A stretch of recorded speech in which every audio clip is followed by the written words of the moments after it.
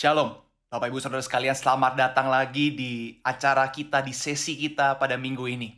Berapa banyak di antara kita yang masih ingat tentang pesan Tuhan yang disampaikan oleh hambanya di dalam perayaan Rosh Hashanah, atau mungkin judulnya waktu itu adalah Pay Back. Ya, saya berharap, saya sungguh percaya juga bahwa kita semuanya ya yang menonton saat ini masih ingat, masih memahami sungguh gitu ya mengenai tema, mengenai pesan Tuhan yang disampaikan pada waktu itu. Kalau misalnya lupa sedikit, rewatch lagi, nonton lagi. Kita sungguh-sungguh mau berakar di dalam firman Tuhan dan di dalam pengertian yang benar. So, hari-hari ini Bapak Ibu Saudara sekalian sangat krusial, sangat kritikal untuk kita, sangat penting untuk kita untuk bisa memperkatakan yang baik, untuk memperkatakan berkat, untuk mendeklarasikan janji-janji Tuhan. Biar kita percaya, itu bukan untuk kita ngeklaim kepada Tuhan. Tuhan, engkau belum loh, engkau belum. Bukan seperti itu Bapak Ibu Saudara sekalian. Tapi karena kita butuh, Tuhan kita setia, tapi seringkali kita lupa. Anak-anaknya lupa. Dan kita butuh di-remind. Kita mengingatkan diri kita sekali lagi. Kita memperkatakan yang baik. Kita memperkatakan kehidupan. Mari sama-sama kita puji dan sembah Tuhan dengan lagu ini, We Speak Life. Deklarasikan, kalau Anda belum tahu lagu ini, mari sama-sama belajar lagu ini ya. Kita mengulangi kata-kata itu, We Speak Life in the name of Jesus. There is healing, there is health, there is prosperity, there is everything, there's miracles di dalam nama Tuhan Yesus. Yes, mari sama-sama sembah Tuhan.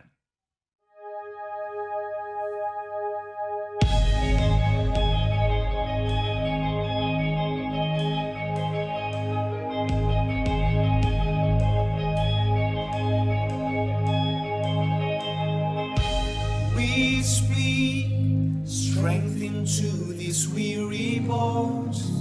We speak the healing power of the Lord. For in His name there are miracles. We speak nothing is incurable. 'Cause we know that nothing is impossible. For in His name there are miracles.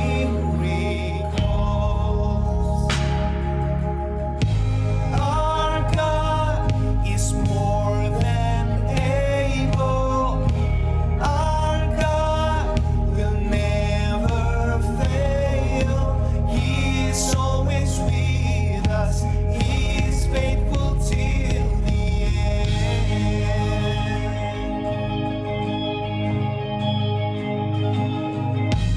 We speak happiness to be restored. Rise up and give the glory to the Lord. For in His name there are miracles.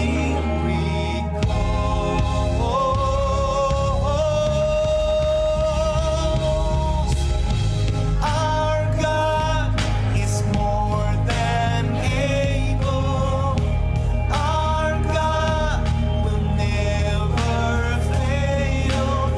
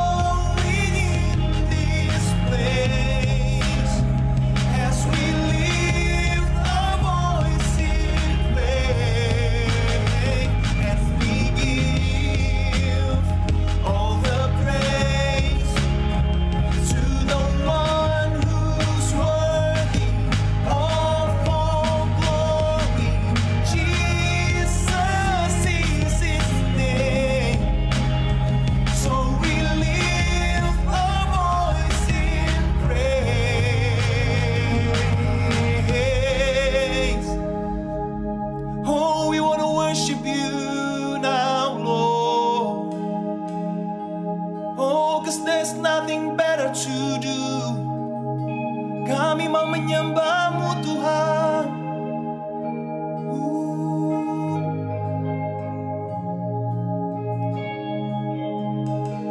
We worship You, Lord. We worship You, Lord. We worship You alone. We worship You, Lord. We worship You, Lord. We worship You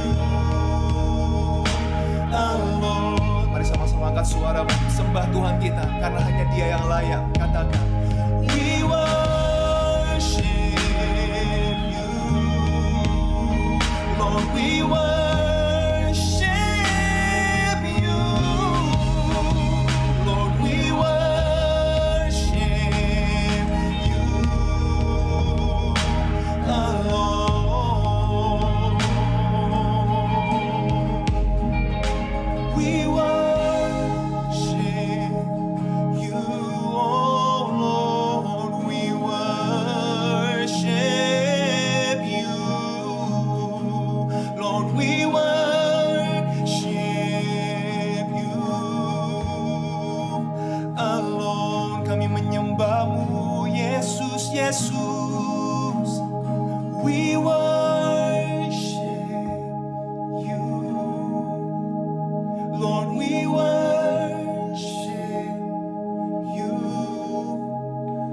Lord. We worship You alone.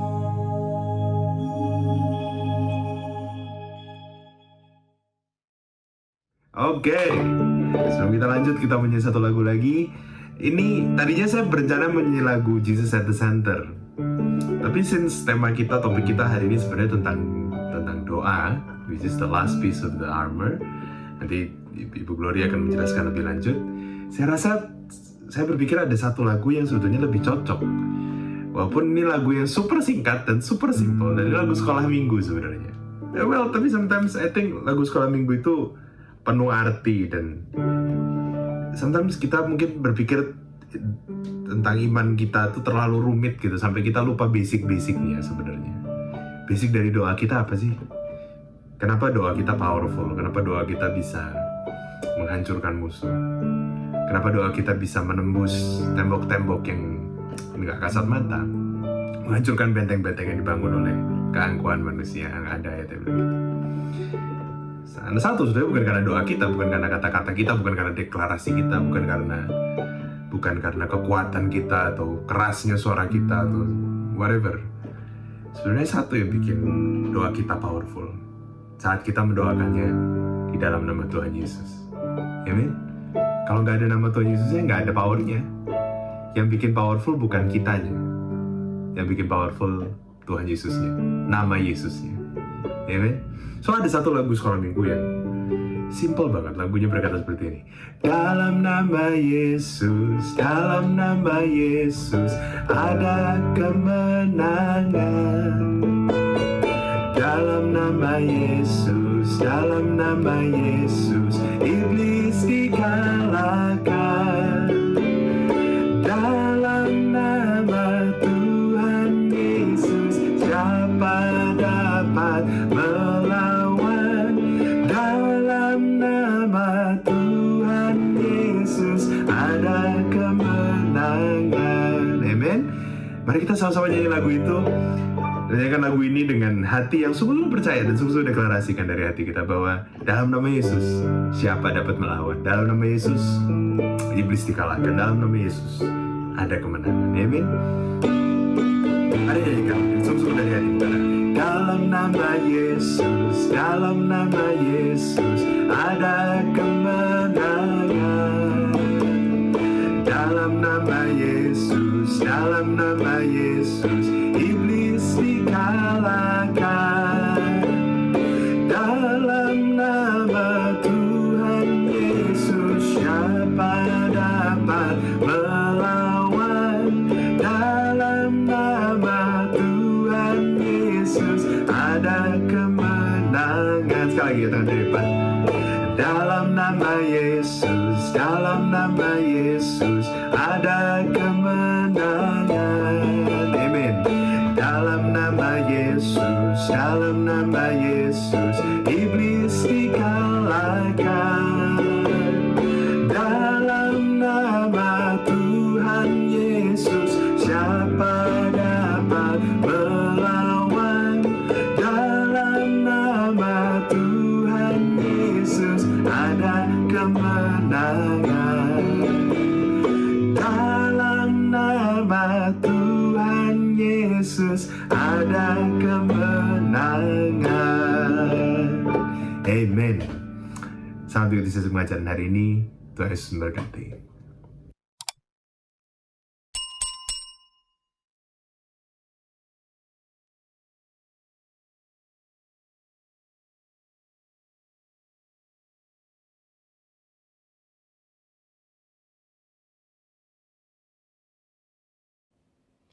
Shalom, selamat malam Bapak, Ibu, dan Saudara semuanya.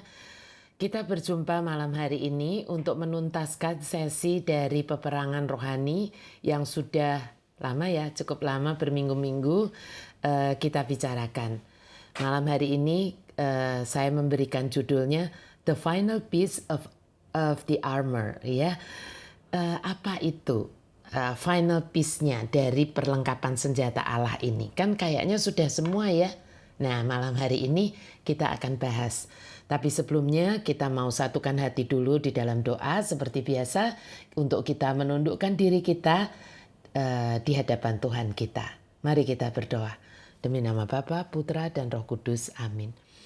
Bapa Surgawi, kami datang kepadamu di dalam nama Yesus Kristus Tuhan kami, Tuhan. Kami bersyukur untuk malam hari ini.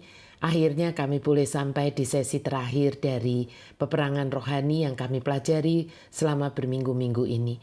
Kami percaya ada sesuatu yang ingin Engkau sampaikan kepada kami. Biar kami boleh menangkap semuanya dengan kuat. Engkau yang berdaulat atas roh, jiwa, dan tubuh kami. Engkau berdaulat atas ruangan tempat di mana kami mendengarkan kebenaran firman Tuhan ini. Dan hanya kedaulatan Tuhan yang boleh ada di dalam hidup kami. Tidak ada roh-roh lain yang bukan dari Tuhan yang boleh ikut beracara. Karena Tuhanlah yang memerintah hidup kami. Tuhanlah yang punya kuasa atas seluruh roh, jiwa, dan hidup kami ini. Tubuh kami ini. Sehingga tidak ada apapun dan siapapun yang boleh berdaulat selain daripada Yesus Kristus Tuhan. Kami serahkan sesi malam hari ini sungguh-sungguh ke dalam tangan-Mu supaya kami boleh menutup sesi peperangan rohani malam hari ini dengan kuat. Di dalam nama Yesus Kristus Tuhan kami, Raja dan Gembala Agung kami berdoa dan kami serahkan semuanya. Dan mari kita katakan amin. Demi nama Bapa, Putra, dan Roh Kudus. Amin ya. Nah, 6 senjata yang kita sudah bicarakan berminggu-minggu kemarin, masing-masing itu kan memiliki tugas khusus. Ya, kita sudah tahu. Yang kalau Anda dan saya mempraktekannya, pasti akan sangat luar biasa untuk menolong kita di dalam peperangan rohani yang kita hadapi selama kita masih hidup di dunia ini. Tanpa terkecuali, siapapun itu. Ya, nah, Anda mungkin berpikir, oh, sudah cukup dong untuk aku pergi ke medan pertempuran dengan menggunakan 6 senjata ini. Ya, mungkin kita berpikir kalau aku udah pakai semuanya, 6 senjata itu dari atas sampai bawah, ya, itu sudah cukup.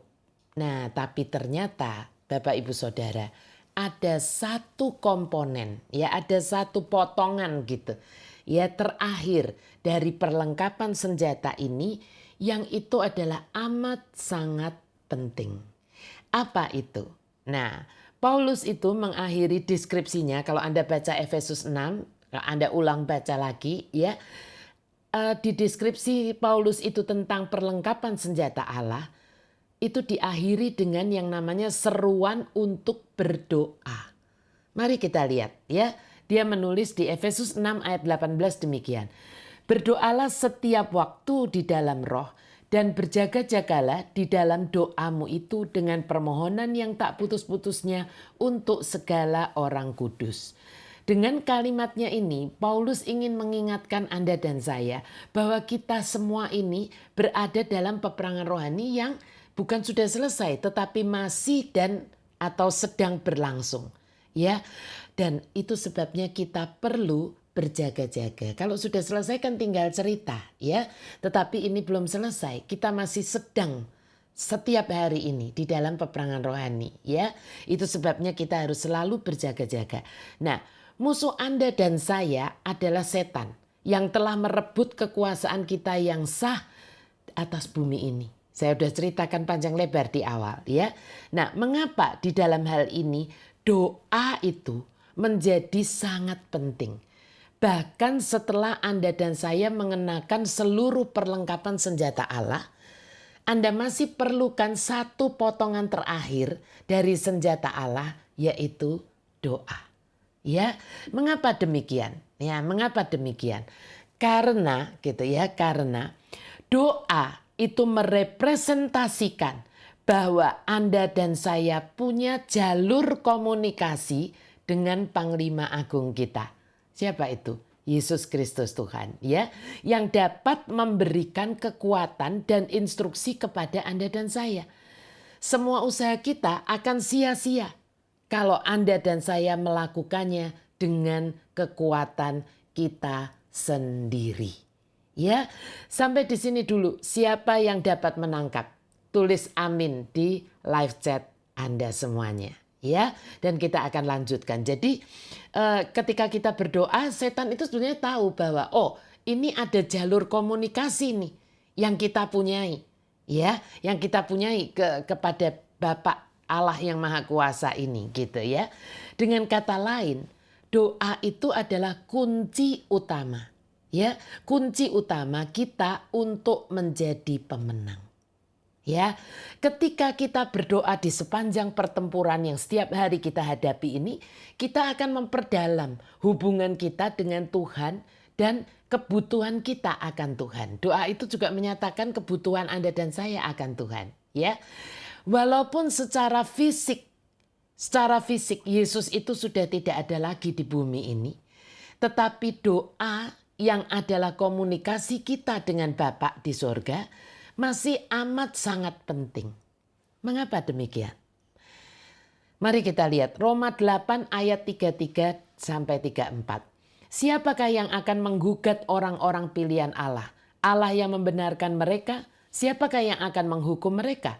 Kristus Yesus yang telah mati, bahkan lebih lagi yang telah bangkit, yang juga duduk di sebelah kanan Allah yang malah menjadi pembela bagi kita.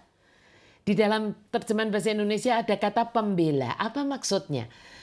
Kita lihat di terjemahan NKJV-nya demikian. Who is he who condemns? It is Christ who died and furthermore is also risen, who is even at the right hand of God, who also makes, nah di sini ada kata-kata who also makes intercession for us. Pengantara untuk kita, Yesus itu. Apa maksudnya pengantara? Diperjelas di dalam versi Easy Reading versionnya. Saya menemukan seperti ini. Who can say that God's people are guilty? No one. Christ Jesus died for us, but that is not all.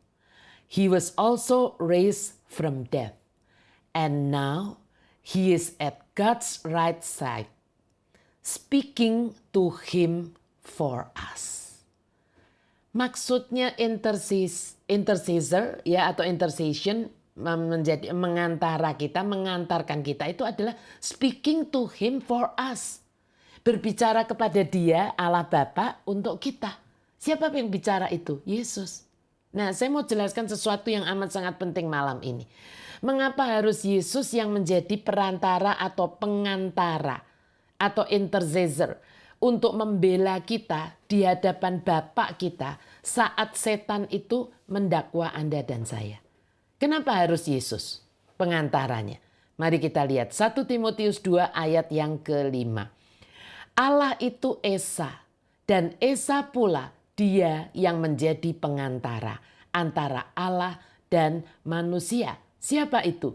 Yaitu manusia Kristus Yesus. Pertanyaannya, mengapa hanya Yesus satu-satunya yang dapat menjadi pengantara antara Allah, maksudnya Bapa, ya, dengan manusia, yaitu Anda dan saya? Mengapa harus Yesus satu-satunya? Inilah alasannya. Yang pertama, hanya Yesuslah satu-satunya pribadi yang adalah 100% Allah, tapi juga sekaligus 100% manusia. Ya bukan? Dan tidak ada lagi pribadi lain manapun juga yang seperti ini. Dan yang kedua, jangan pernah lupa, hanya Yesuslah yang sudah membayari dengan darahnya yang sempurna. Hukum apa yang dia bayari? Hukuman dosa yang seharusnya Anda dan saya lah yang harus membayarnya dengan apa? Dengan darah kita. Artinya apa? Anda dan saya lah yang seharusnya dibunuh.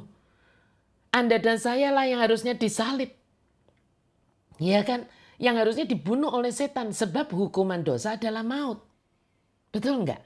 Nah, jadi ini saya mau peragakan, saya udah siapkan selendang merah ya. Saat Yesus itu ya, hanya saat melihat Yesus lah, Allah Bapa itu enggak melihat dosa atau kesalahan Anda dan saya. Loh, terus yang dia lihat apa? Yang dia lihat adalah darah putranya yang sudah membayari Anda dan saya. Darah itulah yang mengcovering. Kita sering bilang, ayo minta covering darah Yesus. Apa maksudnya? Iya kan? Mengcovering seluruh ketidaklayaan Anda dan saya untuk berbicara, untuk memohon sesuatu kepada Bapa kita di surga. Siapa kita yang penuh dosa ini? Nah, saya mau peragakan seperti ini. Ya, ini anggap aja nih, saya nggak pakai baju yang totally hitam ya, tapi ada hitam-hitamnya. Ini melambangkan kita itu penuh bercak-bercak, penuh dosa seperti itu. Kalau Anda dan saya datang langsung kepada Bapa di surga, enggak bisa. Siapa kita? Kebenaran kita aja dikatakan seperti kain kotor di hadapan Tuhan. Betul? Ya. Tetapi darah putranya itu, ya, ini mengcovering. Apa artinya mengcovering? Itu menutup semuanya ini. Seperti ini, menutup. Waktu kita datang kepada Bapa di surga di dalam nama Tuhan Yesus, bukan di dalam nama Anda dan saya sendiri. Itu artinya Yesuslah menjadi pengantara kita. Waktu Yesus menjadi pengantara kita itu di-covering dengan darahnya. Yang dilihat oleh Bapa di surga bukan lagi kesalahan Anda dan saya. Yang dilihat oleh Bapa di surga adalah ini. Darah putranya ini. Yang sudah meng-covering Anda dan saya. Dan karena inilah, hanya karena inilah, kita dibenarkan, kita dilayakkan. Bapak kita di surga tidak lihat kesalahan kita lagi. Yang dia lihat adalah itu semua sudah dibayari dengan darah yang mahal ini oleh putra tunggalnya. Dan dengan itu permohonan Anda dan saya baru bisa didengar oleh Bapa di surga. Saya berharap peragaan yang simpel ini semoga mengingatkan Anda semuanya. Setiap kali Anda berkata, Tuhan, aku minta covering darah Yesus. Setiap kali kita melakukan peperangan rohani, kita menundukkan diri dan berkata bahwa di dalam covering darah-Mu Tuhan. Karena yang dilihat oleh setan, kalau setan melihat Anda dan saya, dia ketawa aja. Tetapi ketika dia melihat darah ini, itulah yang membuat dia takluk. Yang membuat dia tidak bisa apa-apa. Betul? Karena inilah darah yang membawa kemenangan. Ya, semoga ini menjadi jelas untuk Anda dan saya. Amin Bapak Ibu Saudara, tulis amin di live chat Anda semuanya. Untuk Anda yang paham ini, dan mari beri kemuliaan dulu buat Yesus Tuhan kita. Ya, dan ini luar biasa sungguh sebetulnya kalau kita memahami ini ya. Dan Yesus itu benar-benar melakukannya dengan setia. Menjadi pengantara itu dengan setia. Enggak pernah kadang-kadang jadi pengantara, kadang-kadang enggak. Selalu dia dengan setia berdoa untuk Anda dan saya. Anda semua bisa membacanya sendiri nanti di Yohanes 17. Ya, kalau dikeluarkan terlalu panjang. Tapi saya pernah di sesi yang sudah sesi dinamis, tapi masih yang di awal-awal, yang di masa pandemi, ya sudah sesi YouTube ini online, ya saya sudah pernah tampilkan. Semoga Anda semuanya masih ingat yang doa Yesus untuk Anda dan saya, ya di Yohanes 17. Nanti selesai sesi ini Anda boleh baca. Jadi kalau Tuhan Yesus menganggap begitu pentingnya, ya penting baginya untuk berdoa, dan dia telah menjadi pengantara di atas tahta Allah untuk Anda dan saya selama 2000 tahun terakhir ini. Ya, ini seharusnya mewarning kita-kita yang apa? Yang kurang rajin di dalam kehidupan doa kita. Bahwa ada sesuatu yang hilang kalau Anda nggak mau berdoa. Amin. Ya, Rasul Paulus pernah berkata bahwa kita harus berdoa tanpa henti. Di 1 Tesalonika 5 ayat 17 dikatakan tetaplah berdoa. Kalau di dalam terjemahan NKJV-nya, pray without ceasing. Ya kan, jangan berhenti, jangan lelah gitu ya. Nah, ini bukan berarti Anda dan saya sambil jalan terus harus bergumam seperti orang mengucapkan mantra setiap kali kesana kemari, bukan. Melainkan yang dimaksud oleh Rasul Paulus apa? Adalah bahwa setiap kali Anda dan saya itu punya kesempatan, entah itu di pagi, di siang, ataupun di malam hari. Mari tetap membuka jalur komunikasi dengan Tuhan. Ya, atau dengan kata lain, doa itu bukan harus di waktu yang tertentu dan atau harus dengan memasang lilin gitu ya kan. Dipasangin taplak seperti ini, dipasangin lilin gitu. Saya juga melakukannya ketika di jam doa, tetapi bukan berarti kalau berdoa harus begitu. Ya, kita bisa kalau seperti itu harus dilakukannya hanya di tempat tertentu. Melainkan doa itu bisa dilakukan di mana saja dan kapan saja. Dan saya sangat-sangat gitu bisa berdoa dan harusnya di mana saja kapan saja itu Anda dan saya bisa sangat-sangat bisa berdoa. Dan ini adalah kesempatan yang sebetulnya jangan pernah kita sia-siakan. Ya, saya sudah pernah menjelaskan secara detail waktu itu kita masih di Prisma, di khotbah saya sebelum pandemi. Adalah apa? Untuk Anda dan saya bisa menghampiri tahta kasih karunia Allah Bapa di surga lewat doa, ya kan? Dengan berani, dan kita tidak dibunuh begitu seperti zaman perjanjian lama dulu. Anda mungkin bisa hanya pakai piyama, pakai daster, ya kan? Pakai kaos singlet sekalipun, ya kan? Anda nggak mati.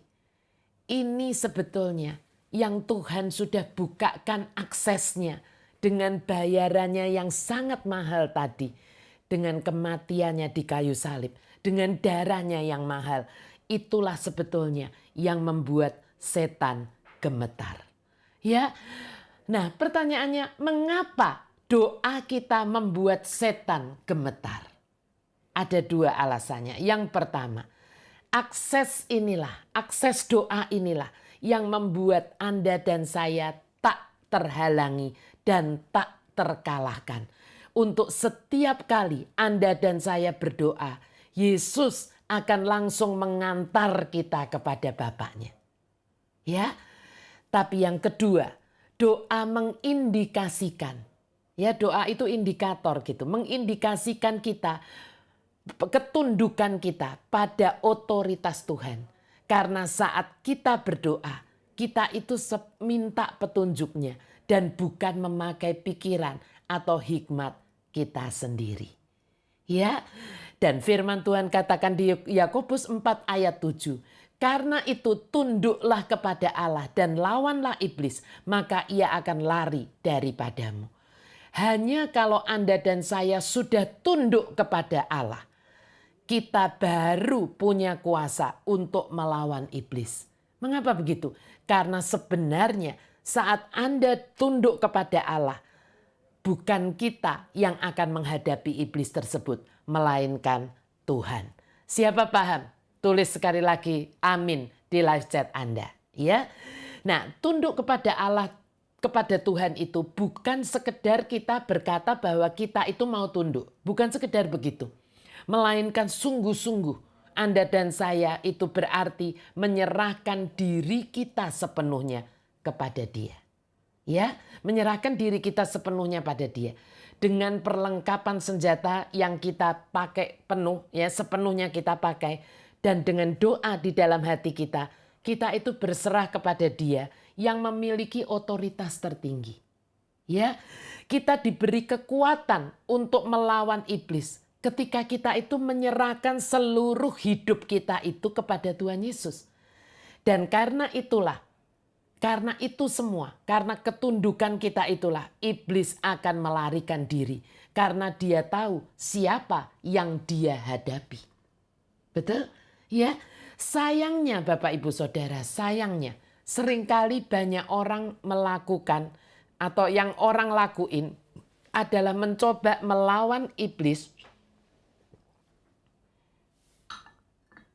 atau menghardik iblis lebih dulu ketika sendirinya gitu, dirinya itu belum benar-benar berserah diri kepada Tuhan. Belum 100% tunduk kepada Tuhan. Tapi sudah buru-buru menghardik setannya. Nah, Bapak Ibu Saudara, saya mau jelaskan malam hari ini seperti ini. Yang semoga Anda tidak pernah lupakan. Walaupun kita sudah selesai di sesi peperangan rohani nanti. Ya, iblis itu memang tidak maha kuasa. Saya kan sudah bilang, betul iblis tidak maha kuasa. Tetapi dia itu licik Bapak Ibu Saudara. Jadi dia itu selalu membohongi kita. Dan sorry to say juga seringkali membodohi orang-orang tertentu yang mau dibodohi. Untuk nggak mau sungguh-sungguh menyerahkan diri kita, free will kita sepenuhnya kepada Tuhan. Coba Anda pasti, semoga ini bukan Anda sendiri ya. Tapi Anda pasti pernah dengar ketika orang dikatakan bahwa serahkan hidupmu totalitas kepada Tuhan. Jawabnya apa? Waduh, nanti kalau gue serahin diri gue totalitas kepada Tuhan, ntar gue harus begini, gue harus begitu. Wah, gue kayaknya belum sanggup deh. Lihat, ini sebetulnya tipuan setan. Mengapa begitu? Karena saat Anda dan saya belum 100% menyerahkan diri kepada Tuhan atau tunduk kepada kehendaknya, yang iblis lawan adalah hanya Anda dan saya dengan semua hikmat manusia kita. Ya kan? Iblis tahu dan dia tahu dia dengan mudahnya akan mengalahkan kita. Makanya dia terus omongin Anda untuk Anda jangan mau totalitas tunduk kepada Tuhan. Betul? Makanya banyak orang bilang begini, melawan setan itu sulit ya. Kenapa? Karena mereka pakai hikmat dan kekuatan sendiri. Betul? Makanya harusnya bukan hal yang mengejutkan Anda dan saya jika kita mendengar kalau ada orang yang belum sepenuhnya tunduk kepada Tuhan mengalami serangan roh jahat. Ya karena roh jahatnya ngerti gitu bahwa yang dia lawan itu hanya orang itu sendiri. Gak ada backup dari kerajaan sorga. Tuh.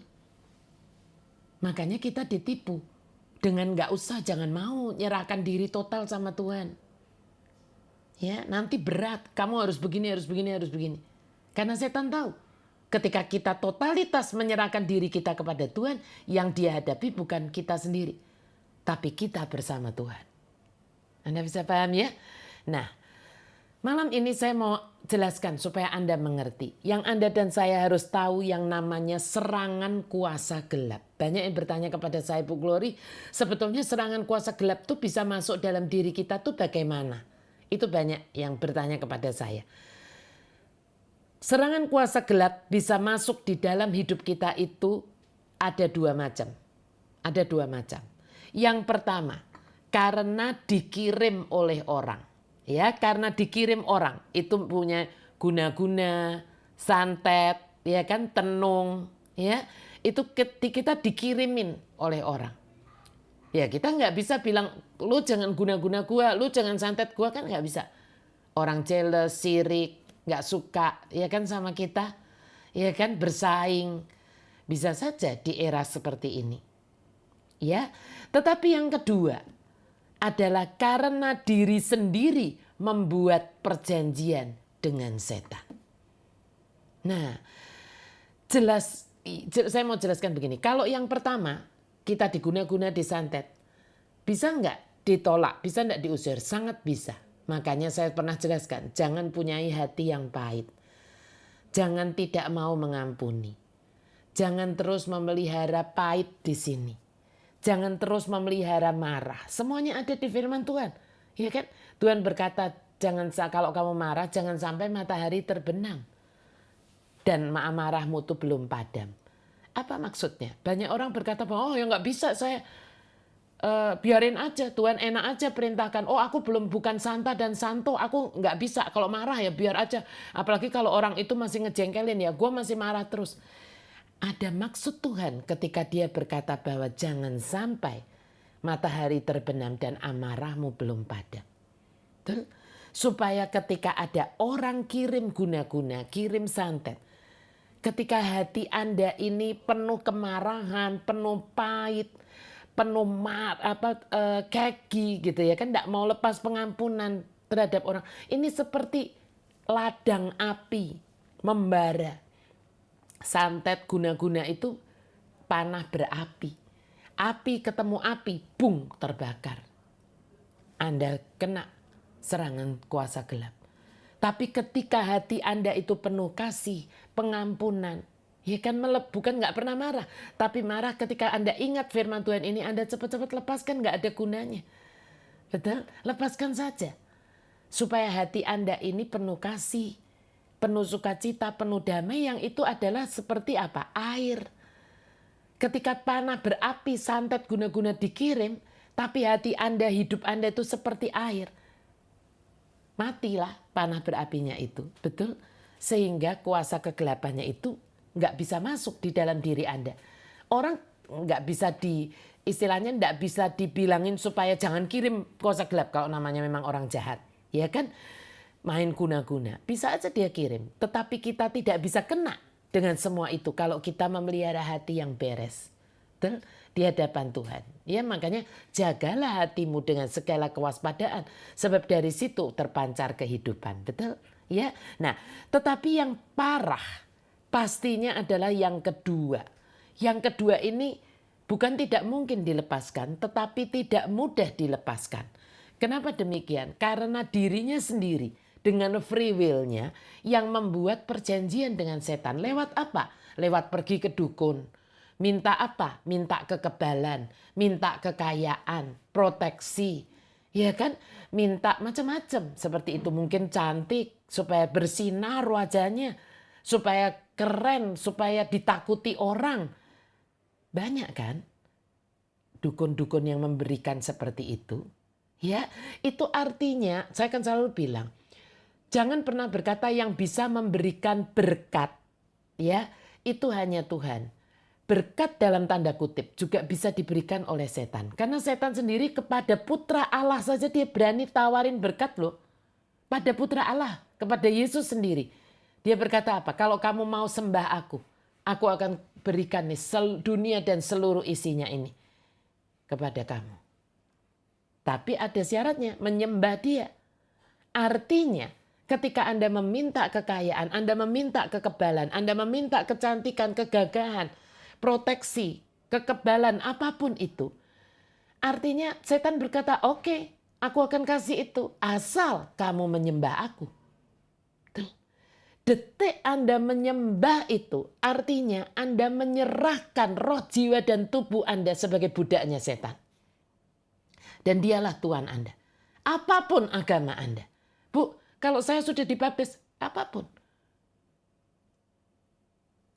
Ironis banget sebetulnya. Kalau Anda sudah dibaptis, Anda harusnya menjadi anaknya Yesus Kristus Tuhan. Tetapi Anda dengan free will Anda menyerahkan kembali apa yang sudah dibeli oleh Tuhan dengan darahnya yang mahal ini. Anda dengan gampangnya Anda gadaikan hanya untuk kekayaan, hanya untuk kegagahan, hanya untuk proteksi, hanya untuk karir, untuk macam-macam. Jodoh mungkin. Ironis banget. Dan yang dengan free will-nya sendiri membuat perjanjian dengan setan. Kalau saya tidak boleh berkata, nggak mungkin. Ini adalah amat sangat sulit untuk dilepaskan. Harus sampai orang tersebut keluar free will-nya, mungkin karena sudah begitu parah, sakit, rasa disiksa atau apapun, udah capek banget, dia mau dengan dirinya sendiri berkata dia mau dilepaskan dan menyatakan tunduk kepada Yesus Kristus Tuhan. Dan ini Bapak Ibu Saudara, Anda harus tahu, sejujurnya enggak mudah. Mengapa saya berkata tidak mudah? Karena orang yang sudah dikuasai oleh kuasa jahat itu secara rohnya adalah sudah menjadi budak. Ya, sebenarnya dia itu dibully bahkan disiksa oleh kuasa jahat ini, oleh setan, tapi nggak bisa apa-apa. Dan nggak bisa apa-apa. Ingat, jangan salah mengerti. Ini bukan berarti Tuhan jahat. Bukan berarti Tuhan tidak bisa tolong. Tetapi karena saat sebenarnya Tuhan mau kasih instruksi untuk apa yang harusnya dilakukan, kita nggak mau submit. Betul? Ngomongnya apa? Nggak masuk akal, sulit dan sebagainya. Misalnya contohnya, suruh baca Alkitab. Sehari bacalah 5 pasal. Oh belum bisa 5 pasal, bacalah 1 pasal. Sehari. Lakukanlah sabat rest untuk mengevaluasi, untuk bangun hubungan dengan Tuhan. Deklarasi, oh ini tahun pebet, deklarasi jangan bolong di rumah-rumah. Nggak mau, nggak make sense. Ngapain harus deklarasi? Tapi dimasukin susuk mau. Ya kan? Sampai dulu Bapak Ibu Saudara, to be honest, kenapa saya bilang begini? Sebetulnya seringkali kita yang mau nolong itu kesian. Tapi nggak mudah menolongnya. Di HOTK dulu pernah ada, bukan pengurus HOTK, tetapi anak yang selalu datang ke HOTK, gitu, ya kan? Karena satu dan lain hal di dalam keluarganya, kerutan di keluarganya, anak ini masih remaja, seperti itu, ya kan? Dia dikuasai oleh setan, oleh roh jahat. Ini aja bukan dia membuat perjanjian loh ya. Ini serangan seperti itu. Disuruh ngapain Bapak Ibu Saudara? Disuruh terus lari keliling lapangan. Setiap kali ada lapangan dia harus keliling. Dia udah capek banget, udah lelah banget, tetap harus keliling. Kalau datang masuk ke HOTK itu dia duduknya di depan. Dan dia langsung tidur. Tapi begitu keluar lagi dari HOTK dia jalan terus. Jalan keliling. Kenapa? Karena jiwanya itu sudah dipegangi oleh roh jahat ini. Suatu kali selesai dari acara HOTK itu, orang tuanya tuh udah bingung banget. Seperti itu. Saya udah pulang karena saya pikir anak itu nggak apa-apa seperti itu, saya pulang gitu. Jadi habis ngobrol dengan saya, habis saya ngomongin gitu, ngomongin dia. Dan kalau diomongin sama saya gitu sepertinya ya baik gitu. Nah lalu saya tinggal pulang, itu masih yang onsite ya gitu. Jadi saya pulang, belum sampai rumah untungnya. Jadi udah keluar dari komplek Prisma begitu, saya sudah belok ke arah Puri ya, ke arah Puri Indah. Tiba-tiba saya ditelepon sama Deo, anak saya. Mama sampai mana? Saya bilang, oh ya mama sudah menuju ke arah Puri. Saya bilang begitu. Mama harus balik, kata Deo. Kenapa? Ya dia sebutkan nama anak ini. Itu diikutin papinya, anak ini terus jalan. Nggak mau masuk di mobil papinya. Dan jalannya tuh Bapak Ibu Saudara bukan pelan. Betul-betul seperti mungkin cenderung jalan cepet yang hampir lari begitu. Papinya tuh pulang kerja gitu ya, yang masih pakai baju batik ya, biasa kan hari Jumat bapak-bapak waktu itu kan pakainya batik gitu. Itu sampai mengikutin sampai udah ngos-ngosan, tapi anak ini lari terus. Jadi saya dan Pak Gana balik mobil kami balik dan betul saya melihat anak itu sedang terus jalan. Saya segera berdoa di dalam mobil gitu ya. Saya bilang, what should I do Lord? Apa yang aku harus buat begitu? Karena itu nggak bisa sembarangan. Ya, don't get me wrong. Kadang-kadang orang berkata gini, kenapa Bu Glory nggak mau bantu? Saya ini hambanya. Kalau Tuhan tidak suruh, saya nggak boleh sembarangan. Karena yang saya hadapi bukan manusia. Tetapi kalau Tuhan menyuruh, Tuhan mengutus, pasti dia akan backup saya. Ya, tapi ada yang itu bukan bagian saya. So saya tidak boleh main-main dengan itu. Tetapi malam itu Tuhan beritahu saya kejar anak itu. Apa yang saya buat Bapak Ibu Saudara, Pak Gana tuh parkir mobil di luarnya Prisma, sudah di jalanan itu.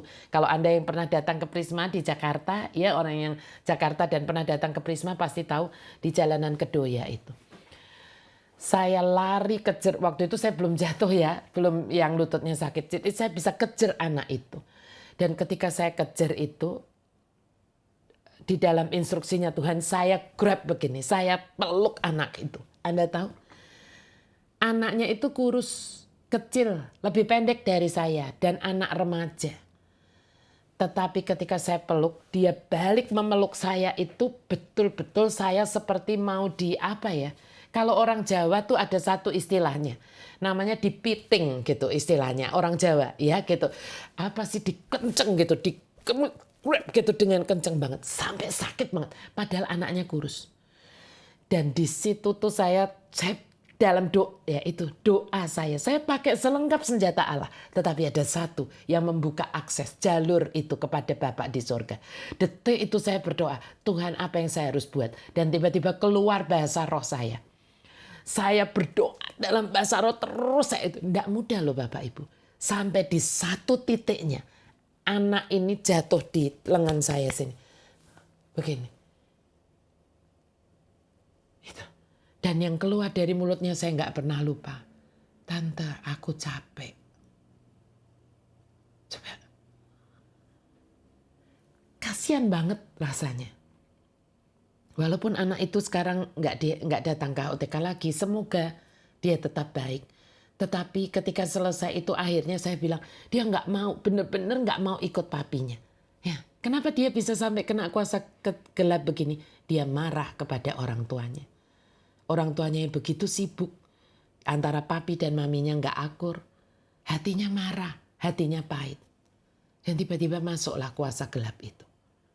Itu pernah terjadi Bapak Ibu Saudara. Ya, itu pernah terjadi. Sampai ketika selesai, saya itu melihat banyak anak-anak muda naik motor. Saya tuh nggak ngeh, itu saya pikir anak-anak HOTK. Baru Pak Gana yang kasih tahu saya, kamu tahu, itu tadi di pinggir-pinggir itu adalah anak-anak geng motor. Kalau udah malam kan suka keluar anak-anak geng motor.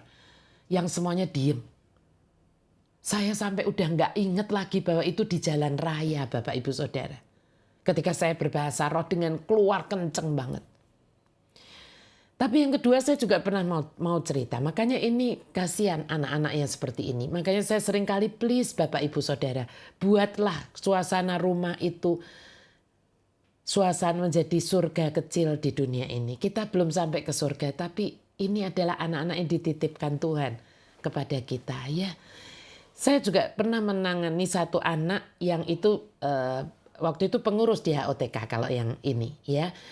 Dan dia kena serangan. Saya ditelepon sama maminya, dimintain tolong dan sebagainya. Dan saya berdoa.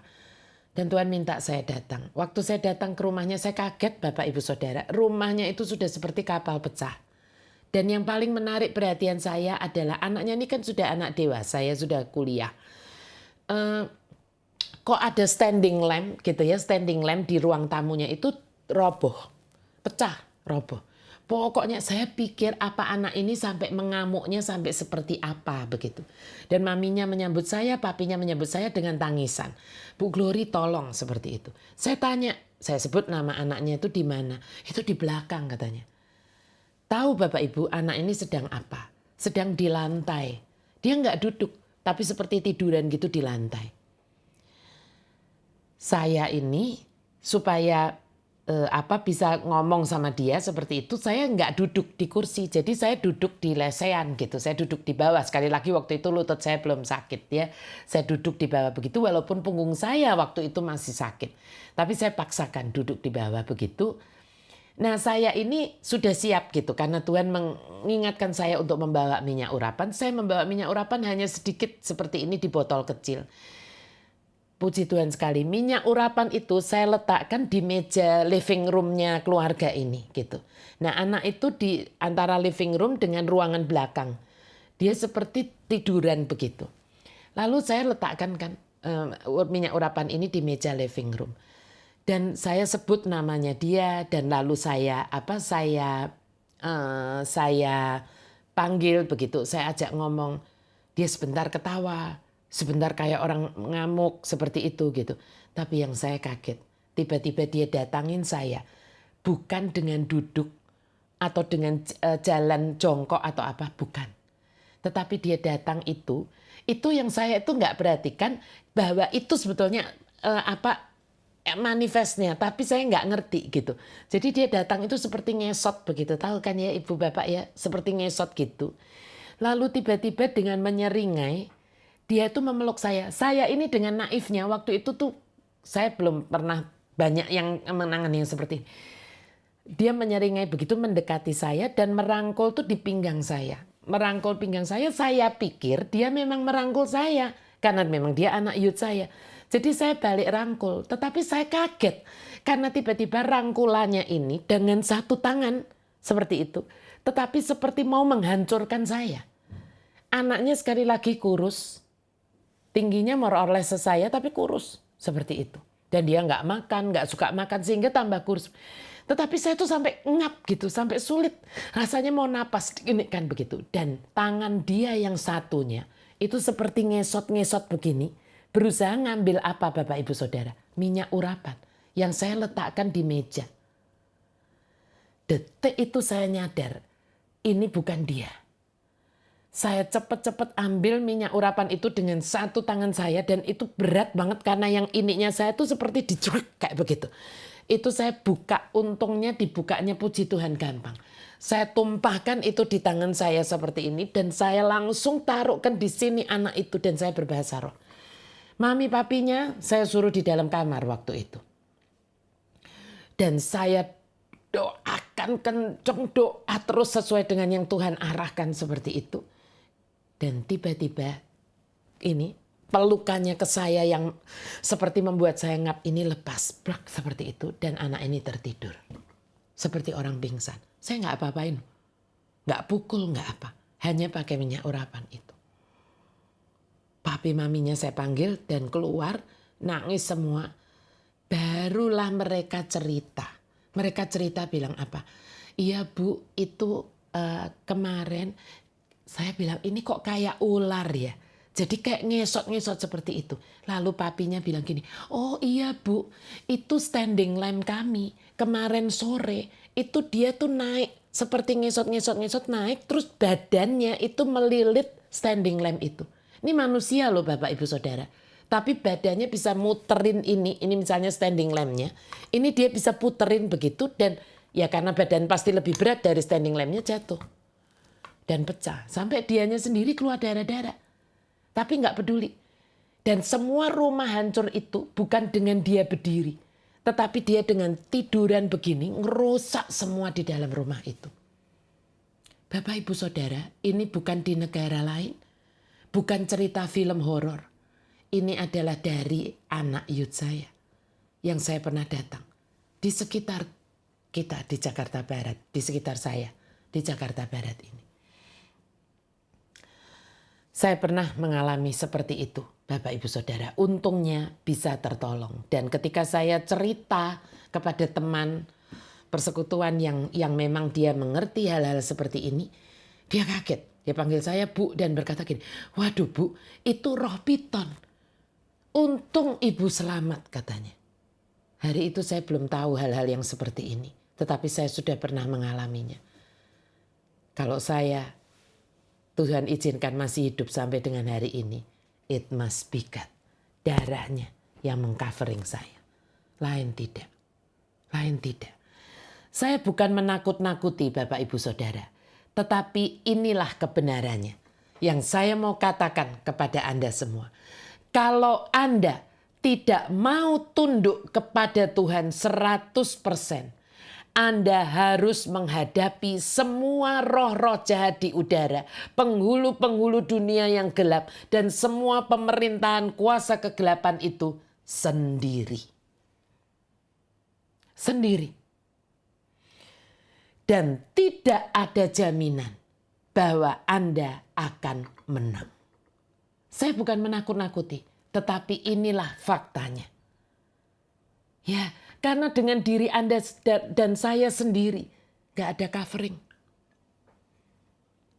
Gak ada covering dari darah Yesus.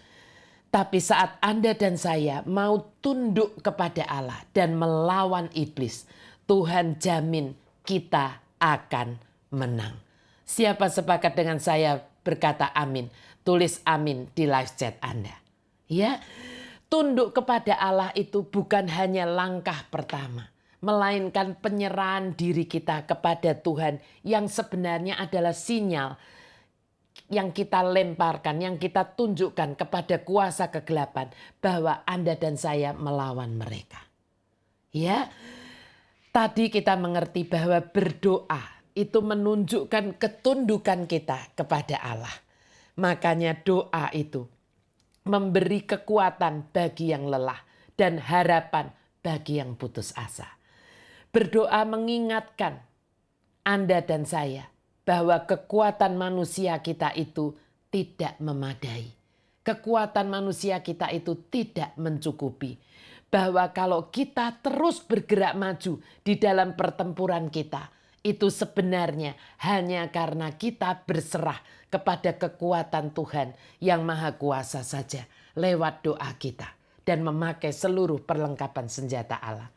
Doa adalah tindakan penyerahan total dan diri kita yang paling ditakuti oleh iblis. Siapa percaya akan hal ini dan mau sepakat dengan saya untuk kita mau tunduk 100% kepada Tuhan Yesus dan mau berdoa senantiasa mulai malam ini. Siapa mau? Tulis saya mau sepakat ya di live chat Anda, dan mari beri kemuliaan buat Yesus Tuhan kita. Kita mengakhiri sesi ini. Sepertinya sesuatu doa itu sesuatu yang ya kita boleh lakukan boleh tidak selama ini. Mungkin ada banyak yang berpikir begitu, makanya banyak yang skip waktu doa kita. Ya, bahkan apalagi yang doa setiap waktu.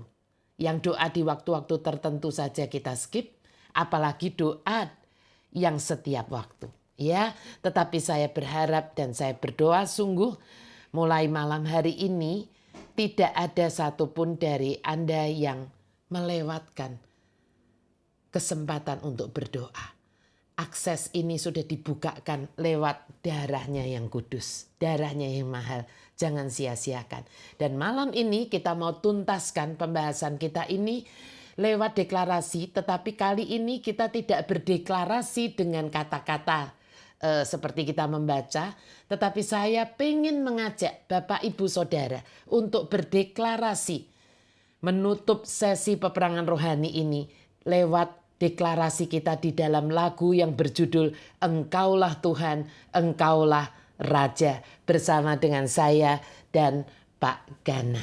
Mari kita berdeklarasi sama-sama, siapkan diri Anda sungguh-sungguh. Kita mau nanti nyanyikan lagu ini sebagai deklarasi kita dengan suara yang kuat. Jangan hanya mendengarkan saya dan Pak Gana. Amin. Yuk mari kita berdeklarasi sama-sama.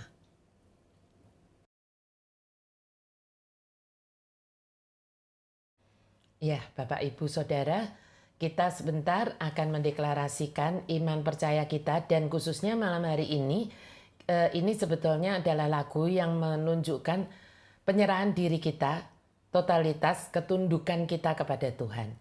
Memang lagu sekedar lagu, ya kalau kita menyanyikannya di bibir saja ya hanya akan menjadi lagu. Tetapi kalau kita menyanyikannya keluar dari hati kita dan lidah bibir kita yang mengakui Dia sebagai juru selamat kita, Tuhan dan Raja kita, akan berbeda. Lagu ini sangat bagus karena berkata bahwa ku rindu setiap waktu hidupi kebenaran-Mu, bukan dengan kuatku, melainkan namun karena roh-Mu.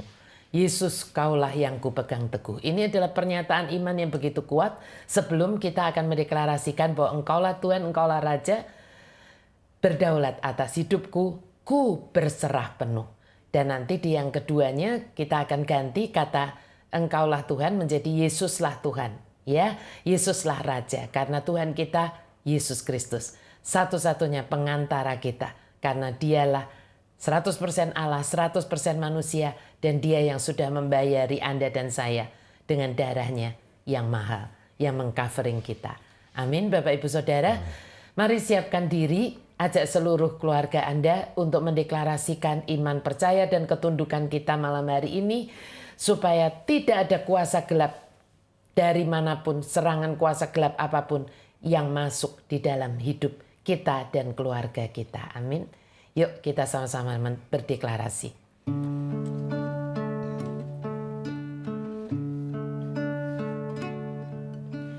Ku rindu setiap waktu hidupi kebenaran-Mu, bukan dengan kuatku, namun karena Roh-Mu.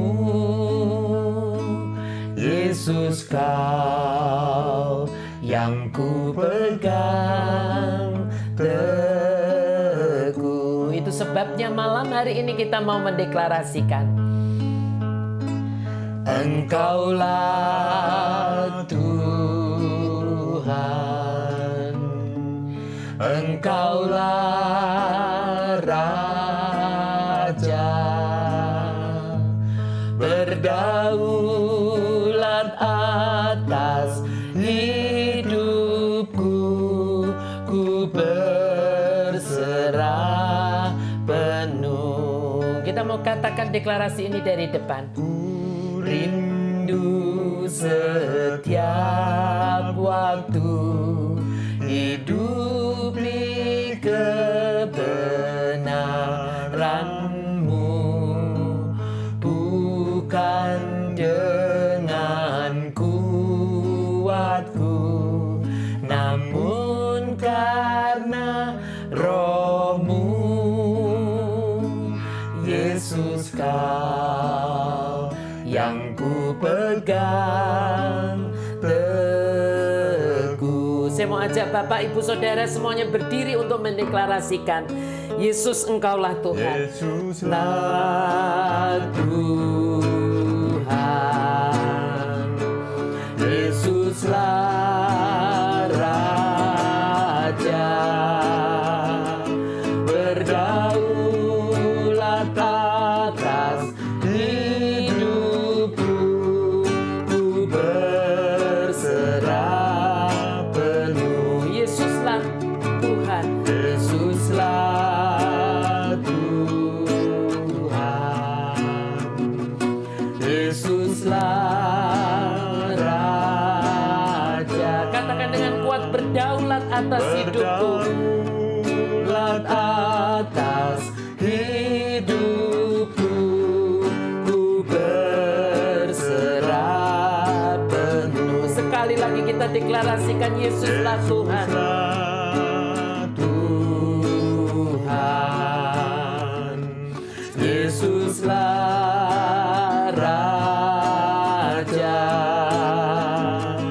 berdaulat atas hidupku, ku berserah penuh. Berdaulat atas hidupku, berdaulat atas hidupku, ku berserah penuh. Mari beri kemuliaan buat Yesus Tuhan kita.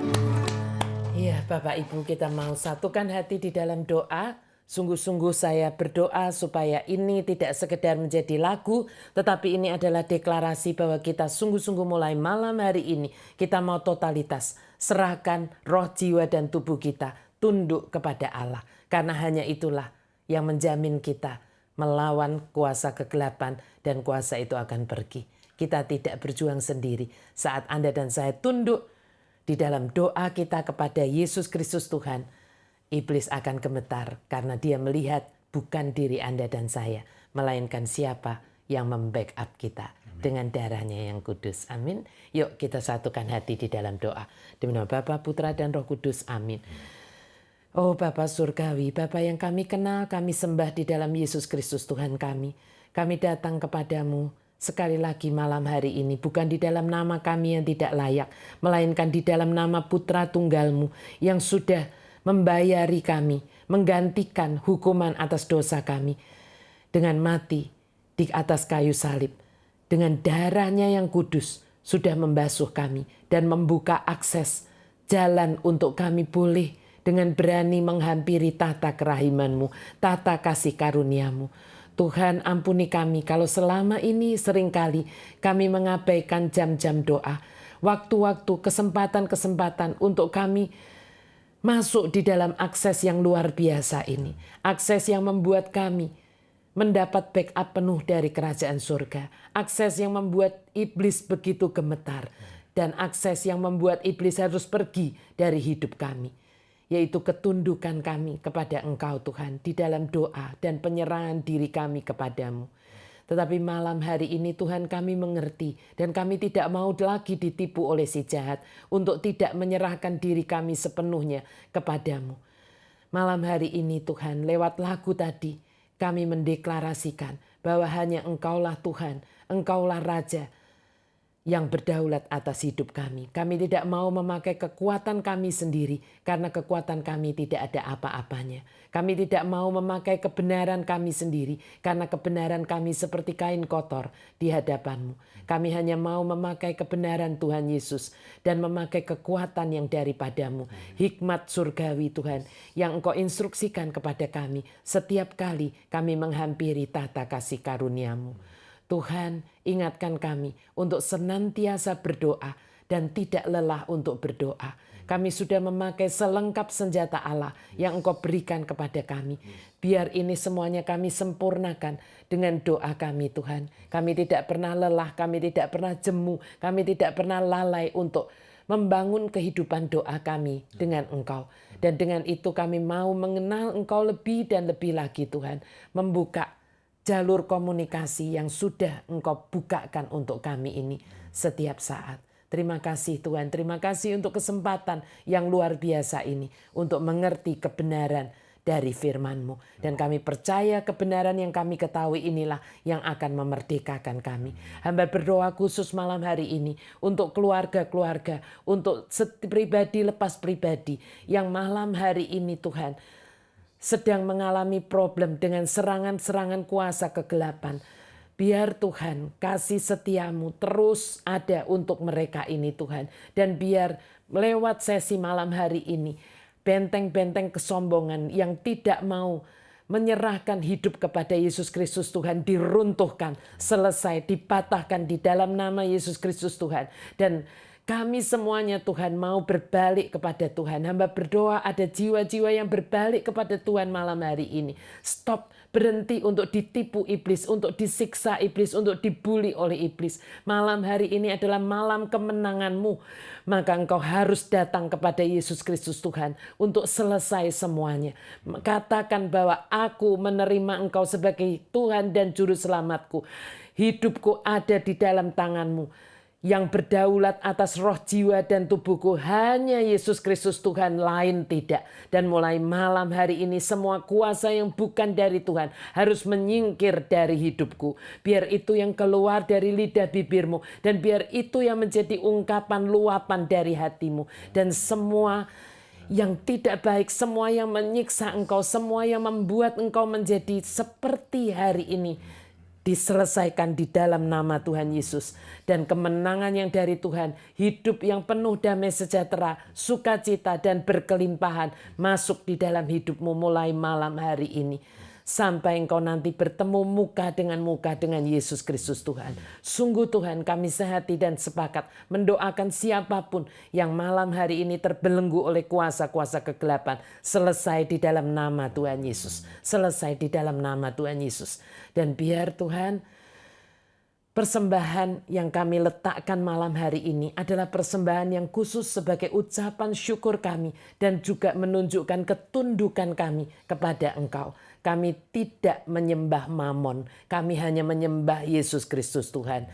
Kami menggunakan mamon seperti yang Engkau perintahkan. Tetapi mamon tidak bisa menggunakan kami. Dan biar persembahan kami ini Tuhan naik ke hadapan-Mu seperti dupa yang harum bersama dengan doa-doa kami. Dan Engkaulah yang mengabulkannya.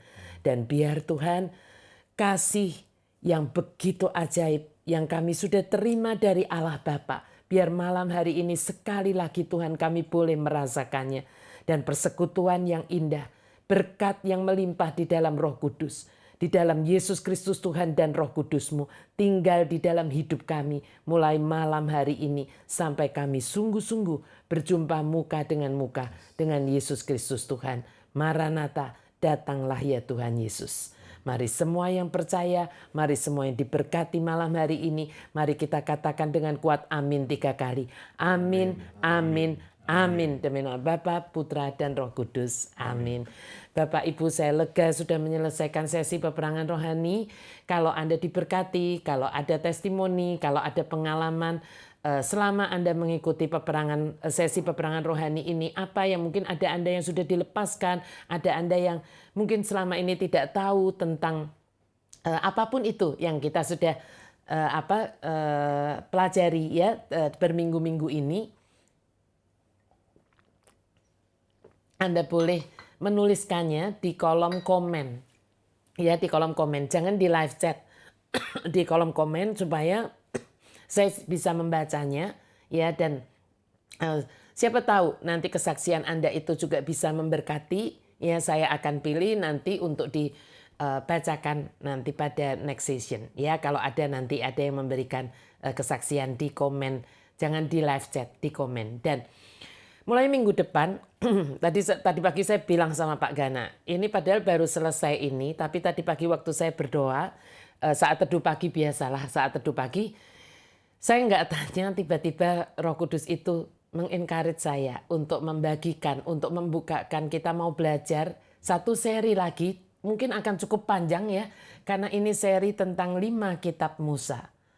Ya kan, Pentateuch, 5 kitab Musa. Mulai dari Kejadian, terus apa yang akan kita pelajari pastinya bukan per pasal-pasal, itu nggak akan selesai ya, seperti itu. Tetapi nantilah bagaimana Tuhan Roh Kudus menuntun saya untuk membagikannya. Ya, tapi saya sudah excited sungguh-sungguh ketika tadi pagi Roh Tuhan memberitahu saya. Semoga banyak kebenaran yang akan dibukakan.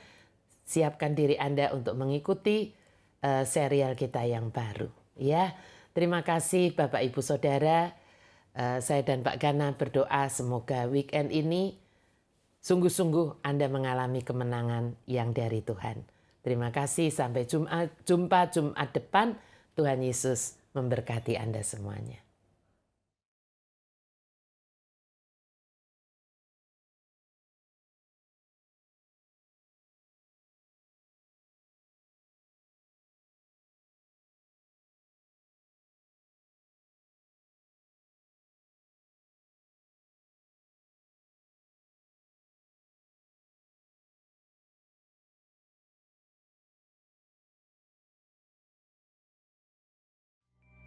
Shalom, kalau Anda merasa diberkati dengan pemberitaan firman Tuhan lewat YouTube HOTK Ministry, jangan lupa untuk subscribe, like, komen, dan juga share. Dan jangan lupa juga nyalakan loncengnya untuk supaya Anda mendapatkan notifikasi-notifikasi dari HOTK Ministry kalau ada sesuatu yang baru. Terima kasih, Tuhan Yesus memberkati.